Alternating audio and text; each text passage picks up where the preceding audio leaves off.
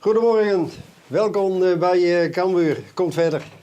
Dit is mijn collega Hampie Bakker. Iedereen kent hem wel in Leeuwarden. Dit is Arno Gessius, jarenlang verbonden aan Cambuur, erelid. Mag ik u nu uitnodigen om even ons mooie stadion te bezichtigen?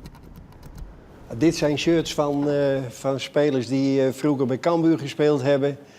En later op hoger niveau zijn gaan voetballen. Maar dan hing je helemaal geen shirts van Heerenveen bij, hè? Nee, dat was in wezen natuurlijk ook niet direct een verbetering.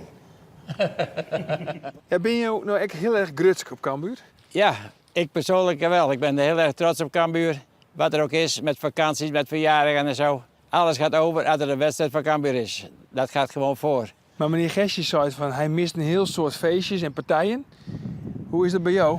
Nou, ik heb wel het allerbelangrijkste mist. Op 3 mei, de dag van het kampioenschap, Daar win je net bij? dan ging ik naar Portugal. Op vakantie? Op vakantie voor 3 weken. Dat ik heb totaal er niks van meekregen. Dat is een kwestie van planning, hè meneer Bakker? Dat overkomt mij dat niet. is, nee. Wat vind jij nou de beste voetballer op dit moment bij Cambuur? Nou, wat een grote openbaring is, dat is dus eigenlijk Leeuwin. En natuurlijk, die we al kenden uit het verleden, dat is hem en onze topscorer. Hè? Die moet er echt bij zijn. Hoepler, Schokker, Van Bokstel, naam niet. Christa Roa, Ritsmeijer, Lucodi. Hier Dat is hem, Leeuwin. hier hebben we Leeuwin. Dat is het kastje van Leeuwin. Dit Ja. is van Leeuwin. Ja. En laat nou Michel hem daarnaast zitten. Ja. Nou, hoe zit dat meneer Bakker? En meneer Gessius? Geweldig, ja. Alleen ik voel me nog geen topscorer. Kan je het knopje vinden, meneer Ik Gessius? Nee, Hampie, waar zit dat? Wist je dat? Het was hier toch altijd, niet? Ik zal even heel snel. Zo hebben we dus ook hier een hele oude supporter gehad. Die was inmiddels 92 jaar, altijd bij Cambuur. En die werd ziek en gaat naar de huisarts. En de huisarts zegt van, ja, dat ziet er niet zo best uit. Maar ja, u bent 92 jaar, dus ik zou me maar op het ergste voorbereiden. Dus hij gaat dus naar zijn zoon en hij zegt, nou, het ziet er niet goed uit, zo en zo. Hij zei, wilt u wel lid maken van Heerenveen? Hè? Van de supportersclub van Heerenveen. Nou, die zoon die zegt natuurlijk van, pa, waar ben je mee bezig? Je hele leven bij Cambuur en nu wil je opeens naar Heerenveen. Zegt hij, ja jongen, ik heb liever dat de supporter van Heerenveen doodgaat dan van Cambuur. Ja, hebben ze.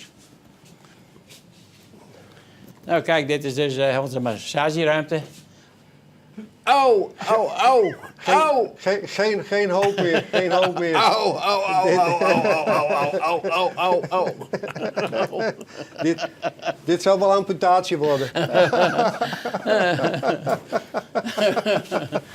Dit is de bewuste foto van die wedstrijd. Dat was in 1953 dat wij met 6-0 won van Heerenveen. Ik maakte er zelf 2 en Abe ging er na een half uurtje ging die de Ruud. Dus eigenlijk hebben jou Abel Lenstra volslaan uit de wedstrijd spelen. Feitelijk in die jaren wel. Dan zijn we nu aan het einde van onze rondleiding. We hopen dat jullie ervan hebben genoten. En dan gaan we nu huiswaarts en hopelijk tot de volgende wedstrijd bij Cambuur. Ontjen. Ja. En Cambuur wint toch? Ja. Zeker Zeker een weten. overwinning.